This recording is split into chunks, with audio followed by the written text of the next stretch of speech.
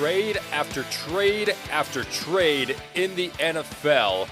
Massive implications involving certain teams, including the Browns, the Packers, the Raiders, the Texans, the Falcons, the Colts, with three major key players being traded in the offseason just in the past 5 days.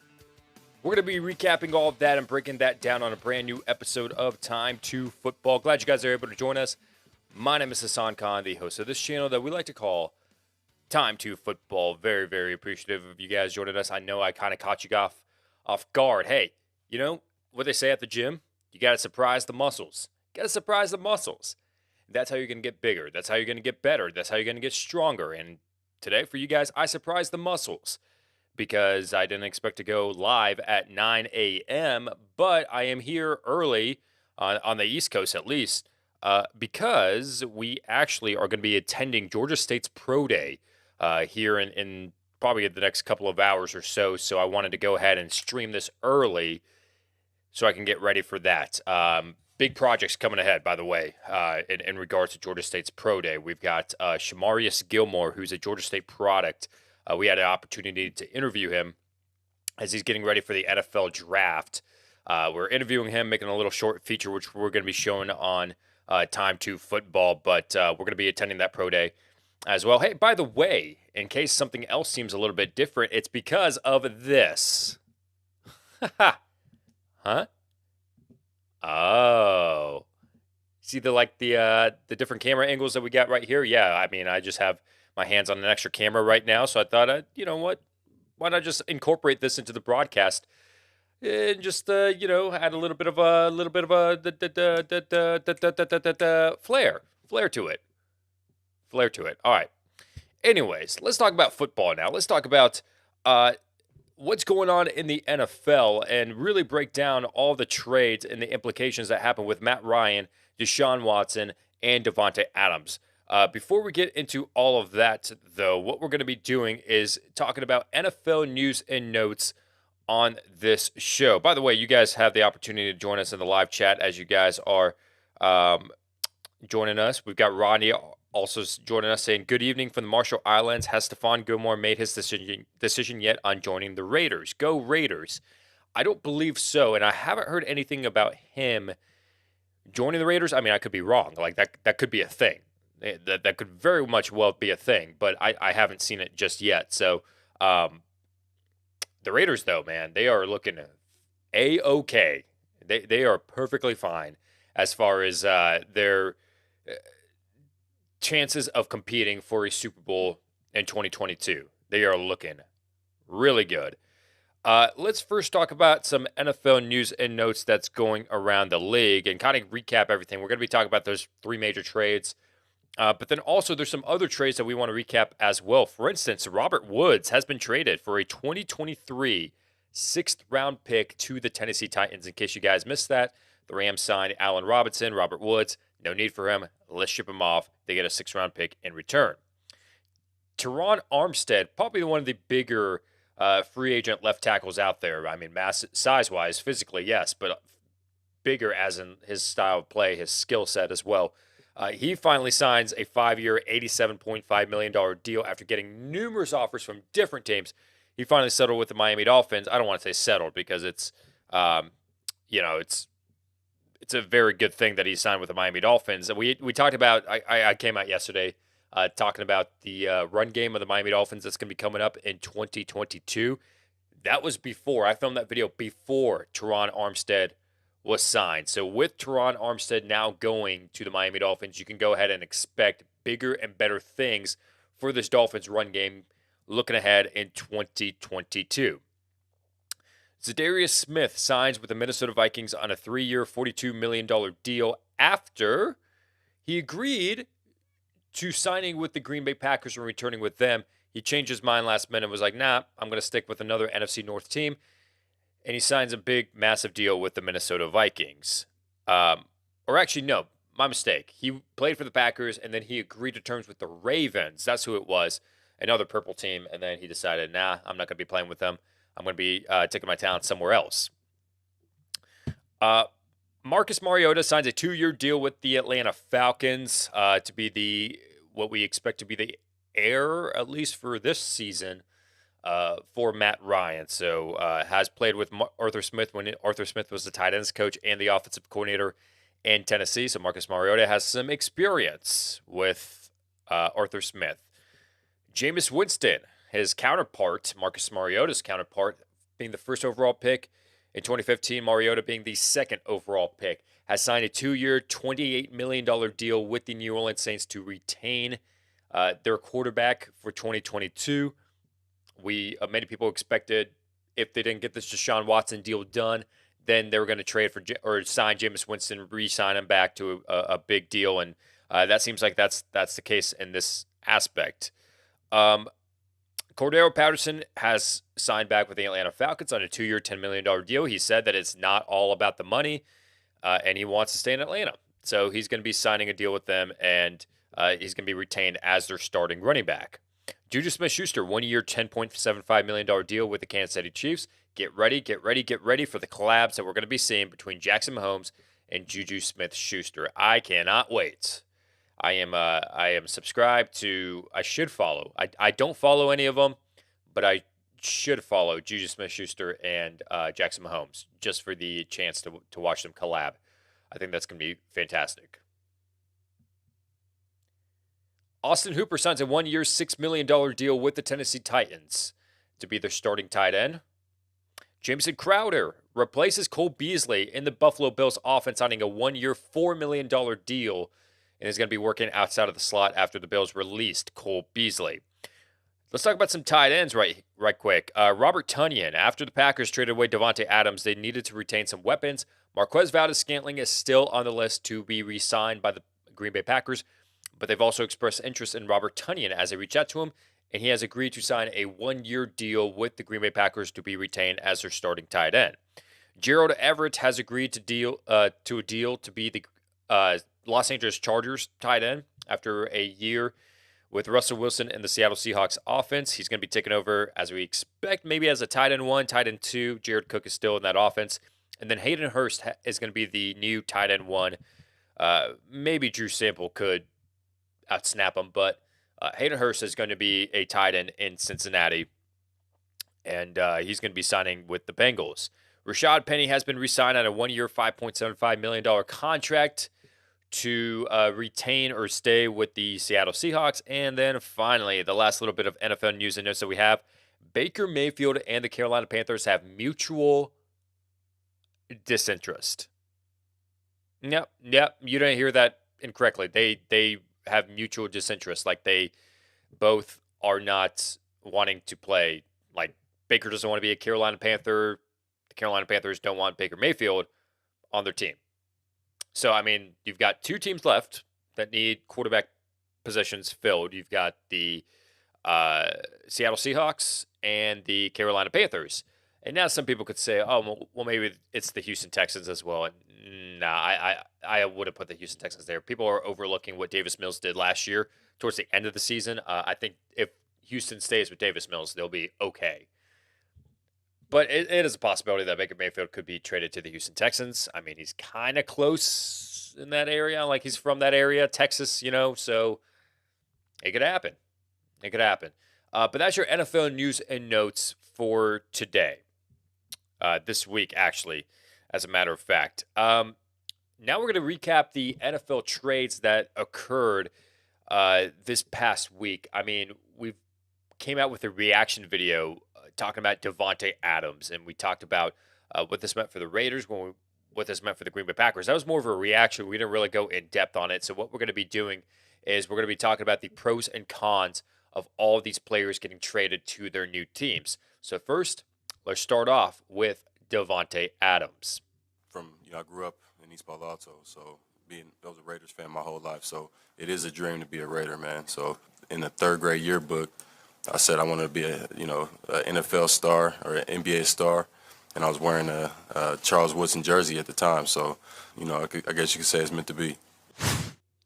And yes, it is meant to be. As the Raiders, you can see the compensation that Davante Adams now has. The trade has implicated. The Raiders received Davante Adams. The Packers received a first-round pick and a second-round pick for the 2022 NFL Draft. Now, what we really wanted to do in this episode of Time to Football is really dive deep into that and look at the pros and cons of all of these trades that happened. So, what we're going to do is we're going to pull up a graphic talking about the Raiders and the pros and the cons for them, and then we're going to be talking about the Packers and the pros and cons for them. So, first, to start off with the Raiders, let's go ahead and show you this graphic. The pros for the Raiders acquiring Davante Adams, I mean, without a doubt, it's you get an elite wide receiver. I mean, that's without question. Derek Carr is reuniting with one of his best friends in Davante Adams. You fill the holes at the wide receiver position to make a Super Bowl run. I know they had Hunter Renfrow being their wide receiver one, but that's not a formula that can last. So getting Davante Adams there, a game-changing wide receiver, probably the best wide receiver, I would say, in my opinion, in the NFL, you are instantly filling those holes to make a Super Bowl run. Now, talking a little bit about the cons of the Davante Adams trade, you lose the draft picks, sure, but if you went 10-7 last year, you went made a wild card appearance, you're good enough to be a playoff team. So, with that said, I mean, it's not too far-fetched to think that, okay, given a first-round pick, a second-round pick, it's not going to hurt us, at least for this season. I mean, we do have some other holes that we need to fill, but, I mean, we fixed the defensive line a little bit when we got when we signed Chandler Jones straight away, Yannick Ngakoue for Rocky Sin, so we kind of filled the secondary just a bit, replaced Brandon Faison, and just a couple of other things and transactions that the Raiders have done. So, you know, I would say the pros probably for the Raiders, it's a good thing that this kind of worked out for them.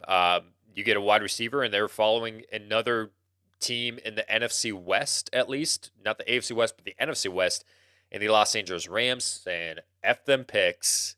Let's get the talent that we need to make a Super Bowl run. That's what Josh McDaniels is thinking. Now, let's transition over to the Green Bay Packers. Let's look at the pros and cons for them. So first, starting off, let's look at the pros. You get 4 picks in the first 2 rounds. I don't think that's something that you should complain about. I think, if I'm not mistaken, it is 4 picks or 5 picks in the top 60. So that is something that Green Bay has to look forward to. Now, the money to sign a free agent wide receiver is still available for Green Bay. Let me go back and talk to you guys about that. You guys may have forgotten, but Odell Beckham is still out there. Julio Jones is still out there. Will Fuller is still out there. We don't know for sure what the contract situation, what the agents are talking about, which teams are interested in those wide receivers. But if I'm the Green Bay Packers, I would say, hey, I got some draft pick compensation. Let me go out there and maybe sign Odell and see what happens in Green Bay. So that's the pros and cons, or that's the pros at least for the Green Bay Packers. Now, looking over at the cons, you lost your best weapon. Okay, like that's understandable. Like, this kind of ties into the second con. You have issues with Aaron Rodgers. May arise, but potentially issues with Rodgers may arise. And what I mean by that is that you went through this whole year of going back and forth, contract after contract after contract, just being typed up, written up for Aaron Rodgers, and he's saying, nope. I don't know what I'm going to be doing with my future. It's not about the money per se. It's about where I want to play and other things. So, they thought that they resolved all of that. And, I mean, I'm pretty sure that Aaron Rodgers knew that this trade was going to happen. I don't know if he knew it was going to happen before he signed the deal or maybe just a few days before it actually happened. But now these issues of, okay, maybe Green Bay not having those weapons for Aaron Rodgers, they might arise. Like you have Randall Cobb, Robert Tonyan, Aaron Jones, A.J. Dillon, Amari Rodgers needs to step up big. I mean, great, okay crew right there, but it's not really game-changing like Davante Adams. So those are the pros and cons for the Green Bay Packers at least. So throughout the duration of this show, definitely leave your thoughts and your opinions down below. I would love to hear and interact with you guys. Let me know your thoughts on, do you think the Packers, the Raiders won the trade? Like, let me know who you guys feel like won the trade and what are some more pros and cons of both of these teams. Now let's transition into Deshaun Watson and talk about the massive trade that happened between him and the Cleveland Browns? It's definitely a very emotional moment for me. Keep fighting to rebuild my name and rebuild my appearance in the community. Also ready to get back on the field, been prepping for that and ready to go for that. So I still love my fans, even the ones that believe the other side or whatnot. But at the same time, things are, happen for a reason, and people are entitled to their own opinions. And people are entitled to their own opinions, as that was Deshaun Watson speaking for the first time publicly after having the charges dropped following his court case. And now the Browns, speaking on the football perspective, the Browns received Deshaun Watson in a 6th-round pick in 2024, but now the Texans received 5 huge draft picks. And this was actually changed last minute, and they got better compensation in regards to, or in comparison to, when it was first announced. The number 13 overall pick. You got 2 more first-round picks for the next 2 years after this NFL draft, and then 2 4th-round picks that you have to look forward to. Definitely a massive trade in the NFL with many repercussions that need to be spoken about. Okay, so first starting off with the Cleveland Browns, what we want to do is we want to look at the positives and the negatives and the pros and cons of each of these teams. So let's pull up a graphic of the Cleveland Browns and talk about their pros first and then transition into the cons. So first, talking about the pros for the Browns acquiring Deshaun Watson, the offense has improved heavily. Baker Mayfield, I know that he missed some games, but 17 touchdowns last year in 2021 was not getting it done. You saw Odell Beckham's dad complaining on Twitter about how he was wide open, showing the clips, showing the receipts. He's wide open, throw the ball to him. This offense has improved heavily with Deshaun Watson, and now they are potential Super Bowl contenders. Those are the pros. Without question, I mean, people were talking about they could potentially be a playoff team. It just didn't work out because of the lack of offense that they had in 2021. They could go back to their 2020 form easily with Deshaun Watson, and I would say a step further than just making a playoff run, you can make a Super Bowl run. This is very comparative to Jared Goff and Matthew Stafford, where Jared Goff, he was okay for the LA Rams, but they were like, no, we actually want better than okay. We want something great. We want a franchise quarterback. And Deshaun Watson is that guy to fill in and could have a run that is similar to Matthew Stafford. Talking about the cons now for the Browns in trading for Deshaun Watson. They lost several draft picks. This is going to hurt them in the future. And let me talk a little bit about the last little bit of con right there. It's tough to improve for the next 3 years. I'm talking about in the perspective of not just in draft picks, but also in income and cap space. So Deshaun signed a 5-year, $230 million contract. Right now, I believe that the Browns currently have $20 million left in cap space. But over the next 3 years, 4 years, 5 years, for as long as Deshaun Watson's under contract, they are going to be tight on money. So they're going all in to try to make a Super Bowl appearance this year, much like the Raiders did with Davante Adams in that trade. But the Browns are on another level with all the draft capital that they traded. And on top of that, not really too concerned about the cap space moving forward. Now let's look at the perspective in the lens of the Houston Texans. What are the pros and cons of the Texans trading away Deshaun Watson? So first, let's start off with the pros behind this. They gained several draft picks, 5 draft picks to be exact. And with that, though, they are bound to land franchise players. I mean, you have the number 13 overall pick. You have a couple of 4th-round picks that you never know could be surprise players in the NFL. You have a 1st-round pick in 2023, 2024. Not to mention, on top of that, we're talking about the Cleveland Browns and their 1st-round picks, but the Houston Texans themselves are given a 1st-round pick every year. So 2 1st-round picks this year, 2 1st-round picks next year, 2 1st-round picks in 2024. I mean, it's bound to happen that the Cleveland Browns, or the Houston Texans, I should say, are going to land 1, maybe 2 franchise cornerstones. Like, it's hard to miss with 6 1st-round picks. So that's a good thing for the Houston Texans in that aspect. And I mean, this might be talking a big game, but who knows? Maybe in the next 3 years, they might land the next Deshaun Watson. They are playing the long game over in Houston. Going back to the pros, they avoided a massive contract. 5 years, $230 million. I mean, the Texans, without a doubt, that's a huge plus, and they can improve for the next 3 years and sign those players in those holes that they need to fill. Now, the cons are they lose a franchise quarterback. I mean, that's pretty obvious, but they were ready to move on from last year, and it can't get much worse, I would say, than last season. And then the last con, unknown when the team will get better. So that is the big thing right now with the Houston Texans. You just don't know when that turnaround is going to happen. You want it to happen. You want it to happen soon. Just don't know when it's going to happen. Just don't know. Could be in the next 3 years. It's different from the Browns because the Browns wanted to just go all in for this year and maybe have that window still open for 2023. For the Texans, they're like, okay, maybe in 2022 we can't really do anything. 2023 maybe, but 2024 we want to be well equipped to make a Super Bowl run. So they're they're playing the long game. So that's the pros and cons of Deshaun Watson being traded for both teams. Leave your comments down below. Let us know your thoughts. Who won this trade? I would love to hear your opinions on all of that.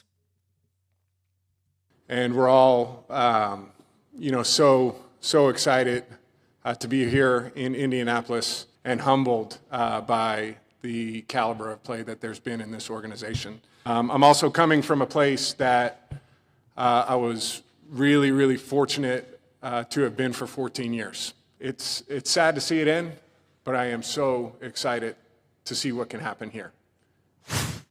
Matt Ryan definitely showing some empathy and true professionalism as he is traded from the Atlanta Falcons to the Indianapolis Colts. The official compensation, as you can see here, the Colts receive Matt Ryan as the Falcons receive the number 82 overall pick in the 2022 NFL Draft. Breaking that down for Matt Ryan and the Indianapolis Colts, we want to talk about the pros and cons for both teams. What does this mean for the Colts, and what does this mean for the Falcons? Well, first, let's show you a graphic. Let's talk about the Colts. What are the pros of them acquiring Matt Ryan? The pros are they are playoff/Super Bowl contenders. You could say they could make a Super Bowl run, and I'm not doubting that. They obviously can, but they were a tiebreaker away from making the playoffs. So you could say they were a playoff contender last year, but you want to make the playoffs first. Let's start with the first step, and I do believe that this could increase their chances and really help them make that playoff push in 2022. And then the other pro that I want to talk about essentially lost no draft picks. And let me explain that here in a little bit more in depth. So you traded away Carson Wentz for a second-round pick and a third-round pick. And the third-round pick was a number 73 overall pick. They traded away their original, the Indianapolis Colts pick that is granted to them every single year. They traded away their 82nd overall pick to the Atlanta Falcons. So what that tells me is, oh man, you didn't really lose anything in the process. As a matter of fact, it ended up being a great thing for you because you didn't trade away the 73rd pick that you acquired from the Commanders from that Washington Carson Wentz trade.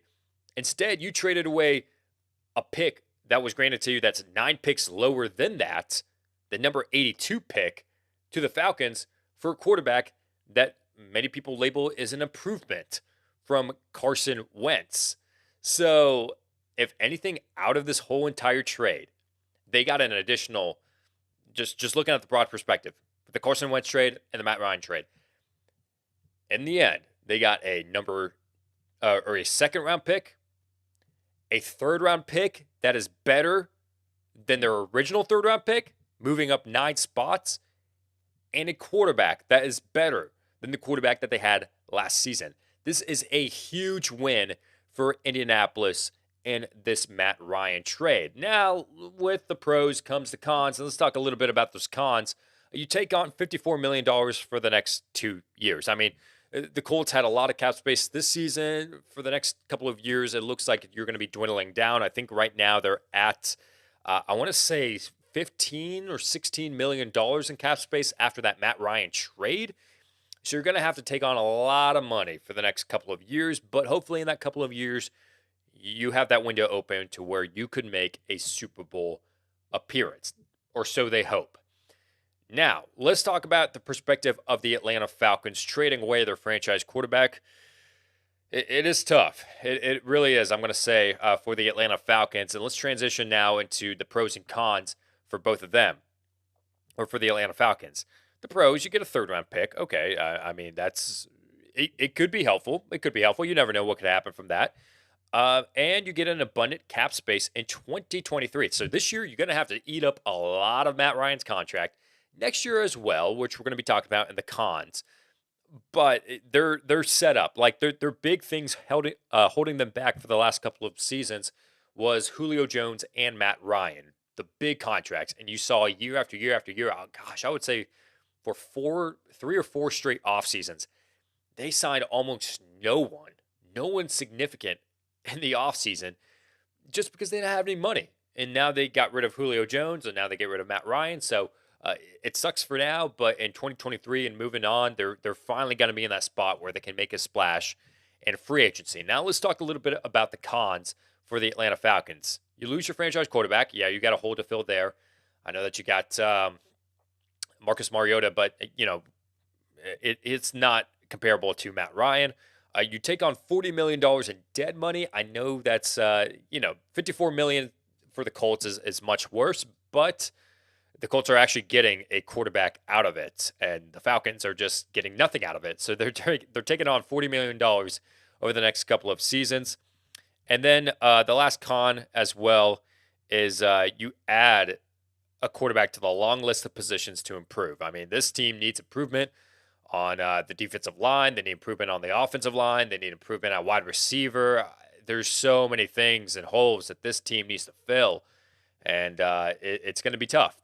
It's going to be tough for the Atlanta Falcons moving forward, especially in 2022. Leave your thoughts in your comments down below. Let me know what are the pros and cons and your opinions of the Colts and for the Falcons for this Matt Ryan trade, and who do you think won this trade? In my opinion, this is coming from a Falcons fan. The Colts, by far, I feel like, won that trade. But yeah, leave your comments down below and let me know your opinions and your thoughts. All right. Now let's get into interacting with the live chat. Right now, we are actually don't really have that much traction right now. I know that I kind of surprised you guys, like I said, with it being, 9 a.m. and not really the regular time. I have said, Wednesdays from 10 to 12 is really the prime time that I really want to get this live stream out every week.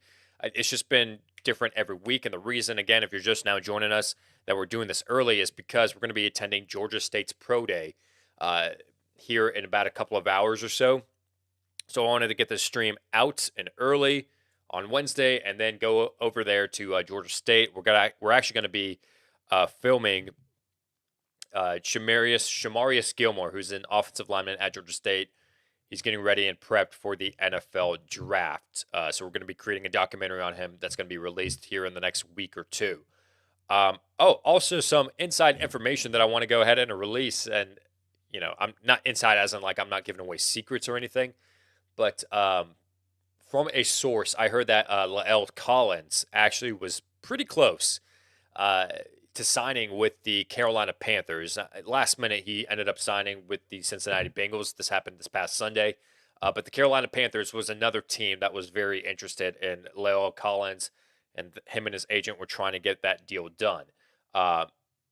Per source. Don't get that information from anywhere else, but here, from someone else that I heard.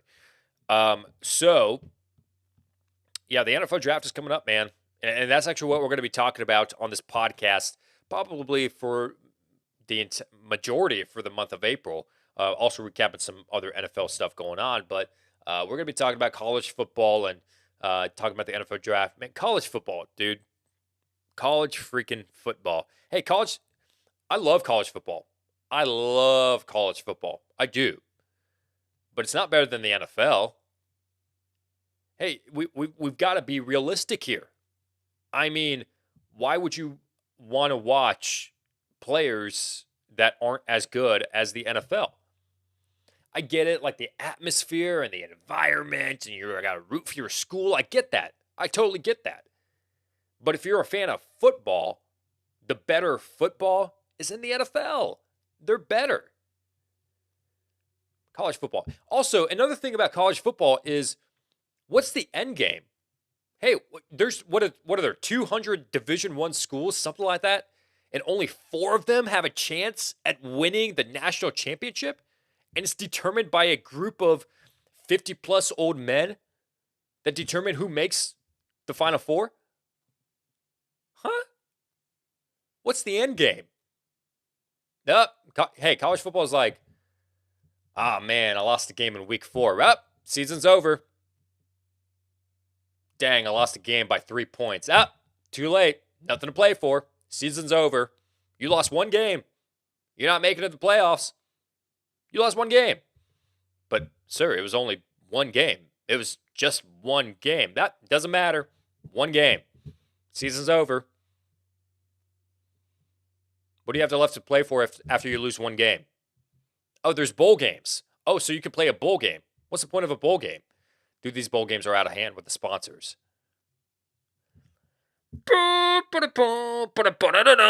Welcome to the Spirit Airlines Bowl. Welcome to the Best Buy Bowl. Welcome to the Fleshlight Bowl.